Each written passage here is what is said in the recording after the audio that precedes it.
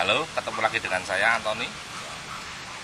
Kali ini saya ingin berbagi pengetahuan tentang basic survival kit ya. Dimana dalam keadaan survival, peralatan survival kit inilah yang akan membantu kita. Namun, sesungguhnya dalam keadaan survival, yang paling penting adalah yang pertama mental Anda dan pikiran Anda. Peralatan di sini hanya alat pembantu saja ya. Apa saja barang-barang yang ada di dalam survival kit ini akan saya jelaskan ya, dalam kesempatan ini. Nah, di dalam survival kit ya, dalam keadaan survival itu ada beberapa hal yang harus kita persiapkan ya, yang harus kita usahakan. Yang pertama tentunya adalah alat yang akan membantu kita untuk melakukan banyak sekali pekerjaan ya.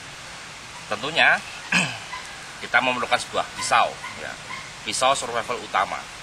Pisau survival utama ini harus cukup kuat dan mampu mengerjakan tugas-tugas berat seperti memotong, ya, menebas, membacok. Ya. Nah di sini selain pisau utama, kita juga memerlukan sebuah pisau yang kecil. Ini pisau lipat. Ya. Pisau lipat ini untuk mengerjakan tugas-tugas ringan, seperti misalkan Anda perlu menyerut kayu.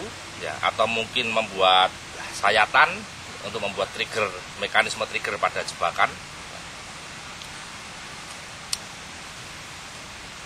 Nah, pertama kita harus membuat perlindungan, itu yang pertama. Perlindungan dalam hal ini shelter.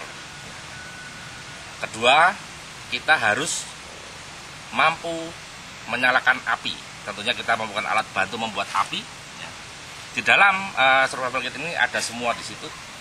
Kemudian kita harus bisa mencari air, dan kemudian kita juga harus bisa mencari makanan.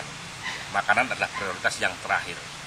Prioritas pertama adalah mental Anda, di mana Anda harus punya ketahanan mental, sikap mental yang tepat, yaitu Anda harus punya kemauan untuk hidup yang besar.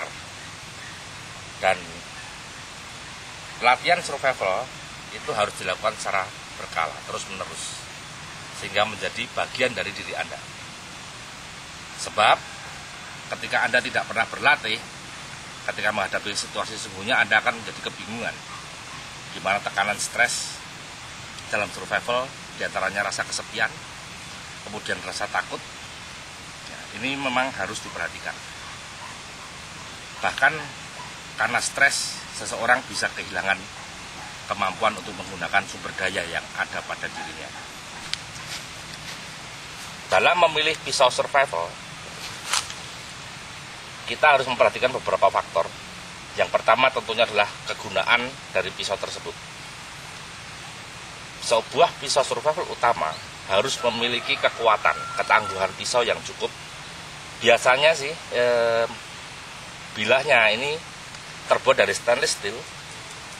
Ada berbagai macam stainless steel yang bisa dibuat menjadi bilah pisau survival yang baik. Ada jenis 440C, ada jenis AUS 8, ada jenis D2 juga. Nah, di sini pisau yang saya bawa ini dari jenis bahannya, materialnya dari bahan D2. Dan pisau survival tidak harus mahal. Yang penting Anda membeli pisau adalah pisaunya berbahan bagus, kemudian kegunaannya bisa digunakan dengan baik. Contohnya pisau ini sangat murah. Tapi memiliki postur yang sangat tepat, ideal untuk kepentingan survival. Di mana bilahnya cukup panjang dan besar, ketebalannya juga cukup ya. Ini menjamin kekuatan dari pisau tersebut. Kemudian ketajamannya juga, kekuatannya juga memiliki kekuatan yang baik, di mana Anda bisa menggunakan untuk tugas-tugas berat. Titik tumpu beratnya juga sangat enak sekali ya, untuk digunakan menebas. Pisau ini harus selalu terawat. Yang kedua, untuk tugas-tugas yang ringan, kita akan menggunakan pisau yang kecil.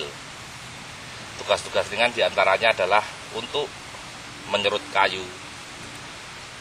memahat kayu untuk membuat mekanisme trigger jebakan, atau membuat perlengkapan yang lain. Pisau ini pun harus terjaga ketajamannya.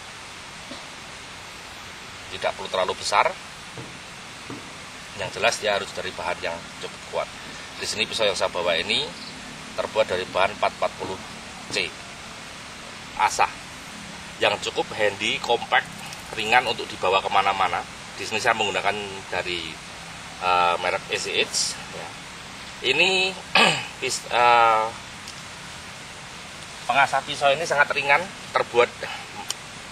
bagian pengasahnya terbuat dari tungsten karbid yang sangat kuat dan bisa menjaga sudut ketajaman pisau. Di sini pengasahnya sudah preset pada 23 derajat, di mana 23 derajat itu adalah sudut yang sangat ideal. 22 derajat biasanya untuk pisau lipat, 24 derajat itu untuk pisau-pisau survival utama. Saya ambil di tengah-tengahnya. Hanya nanti kita perlu sedikit lebih rajin menajamkannya. Cara menggunakannya seperti ini. Tinggal pasang penajamnya ini, pengasahnya pada sisi tajam pisau. Pegang seperti ini ada hand guardnya. Nah, seperti ini. 3-5 kali gesekan dia sudah tajam. Bahkan ketika pisau mengalami rusak ya, sudut ketajamannya mengalami rusak, ada sedikit bocel-bocel, itu bisa dibetulkan dengan diperbaiki dengan alat ini. Tidak ingin pisau kita tumpul. Kita selalu memerlukan pisau yang tajam dan siap digunakan.